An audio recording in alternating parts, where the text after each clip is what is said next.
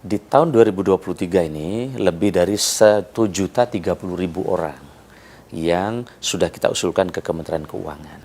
Di satu sisi non ASN ini mereka udah mengabdi lama.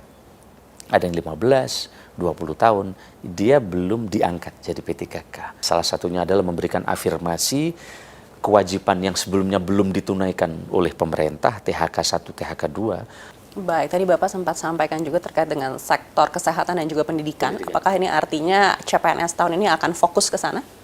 Bapak Presiden menyiapkan skenario yang luar biasa, bukan hanya di PP, tetapi juga ini menjadi komitmen yang ada juga di undang-undang.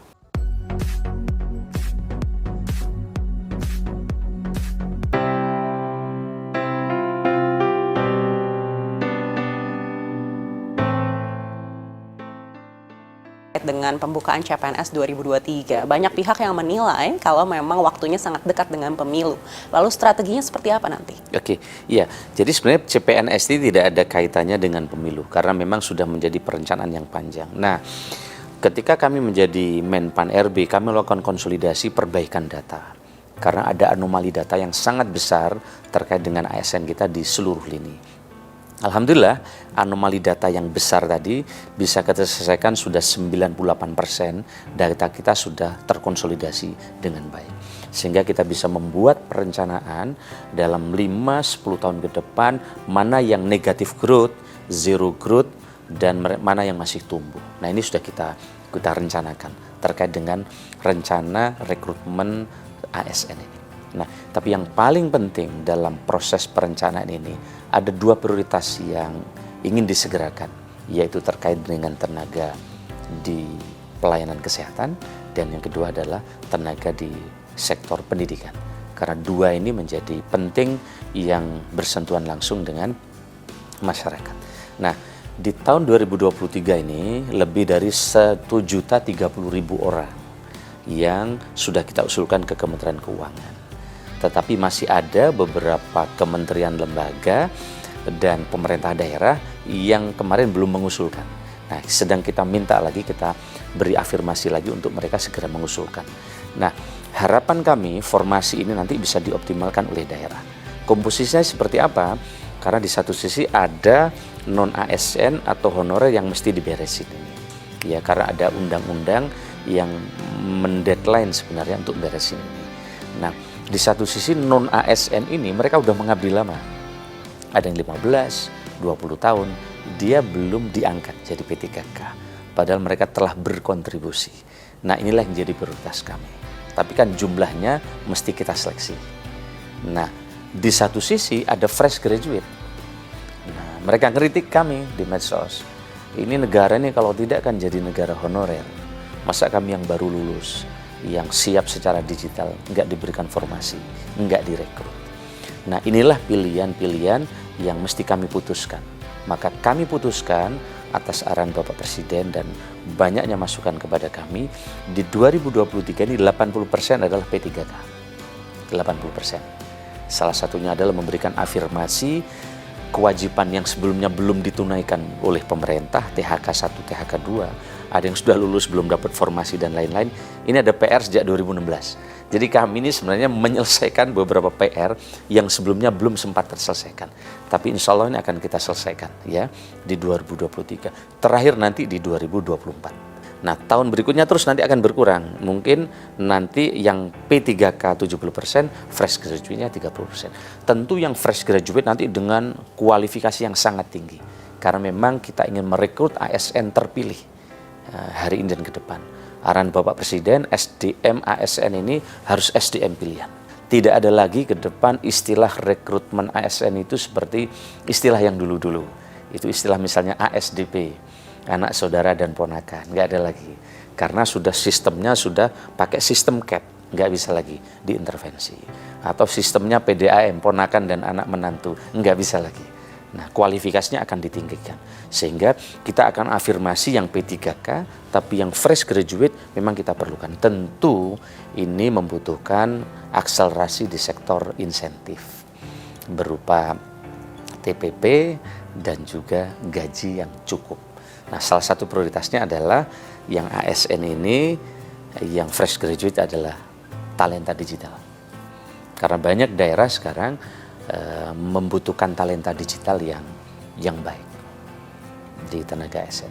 Baik, dengan kualifikasi yang ditingkatkan ini, lalu apakah ada target sebesar apa nantinya CPNS ini bisa menyerap tenaga kerja terutama fresh graduate? Iya, jadi memang paradigma kita ini selama ini agak terbalik. Jadi rekrutmen ASN ini dianggap menjadi penyelesai dari lapangan pekerjaan. Padahal mestinya kan tidak. Mestinya rekrutmen siklus negatif yang selama ini muncul mestinya kita pangkas. Apa itu siklus negatif? Rekrutmen ASN tidak profesional, maka memunculkan masalah birokrasi kita lambat. Karena birokrasi lambat, maka investasi terhambat. Kan begitu? Karena investasi terhambat, layanan tidak bagus, maka menyebabkan lapangan pekerjaan juga menjadi tertutup. Akhirnya mendesak Pemda atau daerah untuk merekrut mereka. Nah, paradigmanya harus segera dirubah ke siklus positif. Rekrutmen ASN kita mesti bagus, profesional, ya. Dan ke depan kalau profesional, birokrasi kita akan hebat, investasi meningkat dan akan menciptakan banyak lapangan pekerjaan sehingga tekanan ke daerah untuk merekrut lapangan pekerjaan ini akan berkurang. Baik, tadi Bapak sempat sampaikan juga terkait dengan sektor kesehatan dan juga pendidikan. Apakah ini artinya CPNS tahun ini akan fokus ke sana? Salah satunya.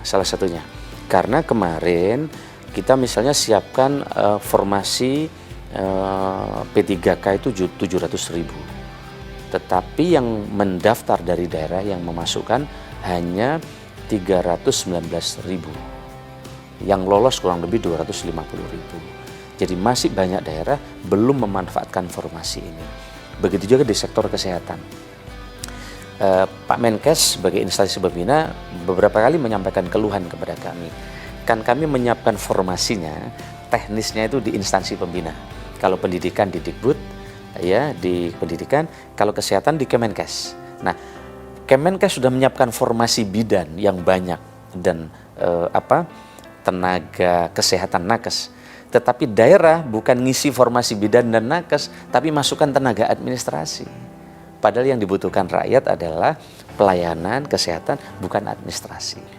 Terkait dengan ini kan sebenarnya masalahnya bukan hanya soal kekurangan SDM. Teman-teman di luar Jawa, terutama di daerah NTT, Papua, Maluku, kami banyak sekali dengar bagaimana mereka kekurangan dokter, bagaimana mereka kekurangan nakes dan guru. Nah, setelah kita lihat, kami laporkan ke Bapak Presiden, problemnya ini bukan hanya kekurangan orang. Formasi penempatan orang udah kita siapin, merata ini.